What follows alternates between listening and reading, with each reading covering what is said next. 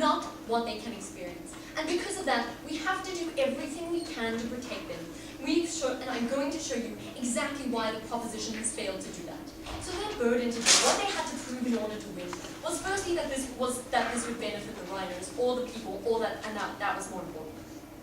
Why did they not prove that they benefit the rhinos? Well, firstly, we gave you 2 levels about why it's still harmful, even if your policies did work. You didn't respond to those. We also gave you 9 reasons why when your policy fails, it's even more harmful to the rhinos.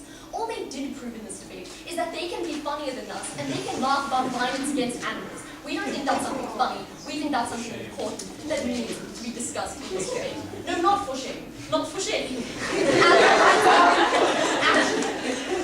So I identified 3 main clashes in this debate. Firstly, what's best for rhinos. Secondly, what's best for the people. And thirdly, this idea of the status quo and the existence of the black market. So let's get straight on to that first clash. Through this, I'm going to conclude that being alive is more than being not dead. And while Bettina won't care about this argument, Josh should, seeing as he spent 7 minutes of analysis discussing animal rights. Why is this strategically important? Because it shows you that in order to help the rhinos, you have to stick with the opposition side today. Sit down.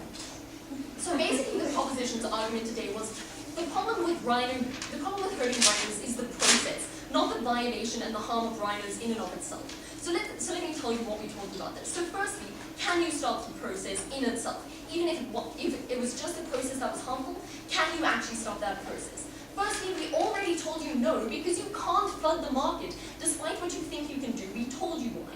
Secondly, let's look at some newer responses. Can you reduce the price of rhino horn in a legal market?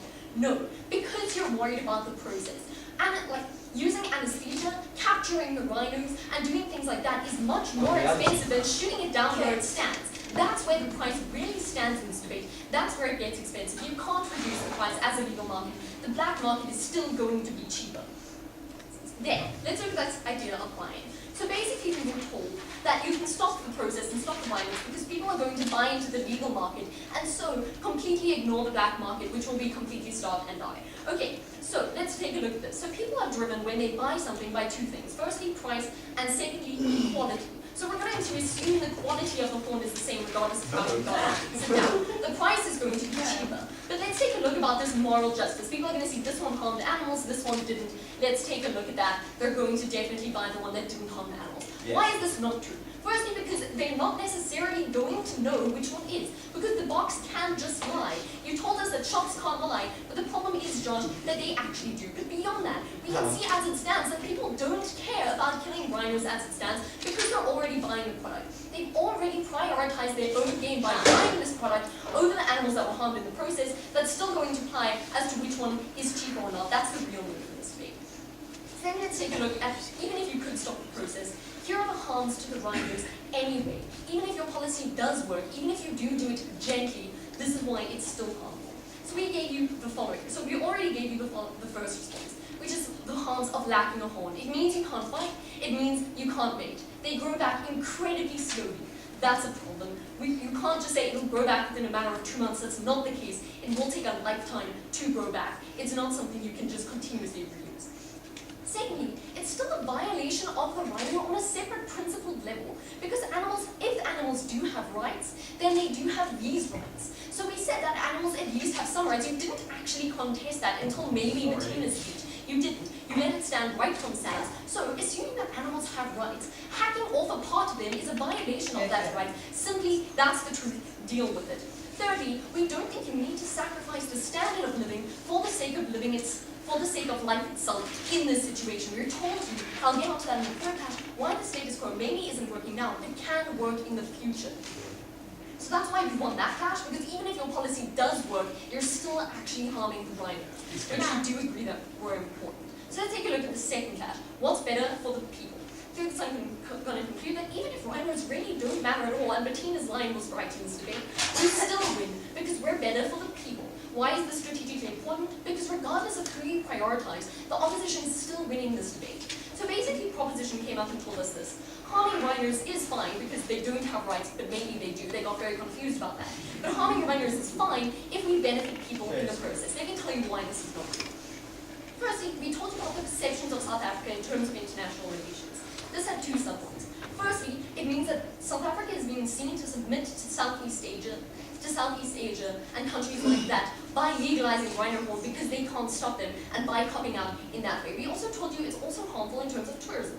People don't like, as Dan told you, seeing parts of a rhino. They want to see an actual rhino. There's a difference between those two things. We don't think bad press is still good press. That's not actual analysis. Next, let's take a look at this response of, we also told you that the public feels useless because all of their efforts, all of the bracelets they bought, and every activist thing that they did to help rhinos would prove to be useless in the end because the government just copped out and gave up on them. We think that's a problem. We think that harms the people as well.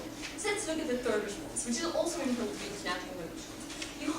We also told you, and I'm telling you again now, that you harm efforts to stop poaching in other countries. If you legalize rhino poaching within if you make a legal market in South Africa, you also harm the not illegal markets in places like Namibia. So that takes me onto the third clash, which is this idea of the status quo and the existence of the black market. Third, I'm going to conclude as why the status quo is in fact viable and why proposition actually just makes things worse. Why is this strategically important? Because it shows you that the system we have is much better than what they're doing. We have to stick with the opposition in today's debate. Yes. So proposition came up, okay, fine, Josh. And you basically said we have all the exact same things when we status quo, money and technology.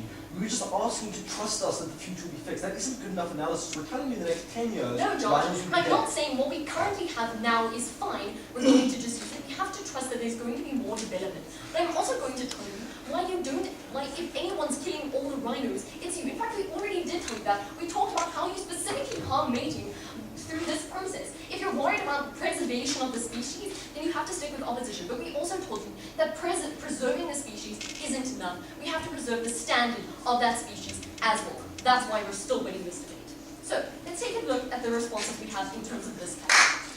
So firstly, we told you this idea of will the black market still exist. Firstly, we told you demand increases because the legal market can't meet the demand fast enough because rhinos breed so slowly. So your 48 reserve doesn't actually stand because the demand increases. You're going to need more than 1 ton every year. It's not going to work. That's not actually true. Also, because you're attaching value to rhino horn, all you do is incentivize the black market even further. You're not limiting it in that way.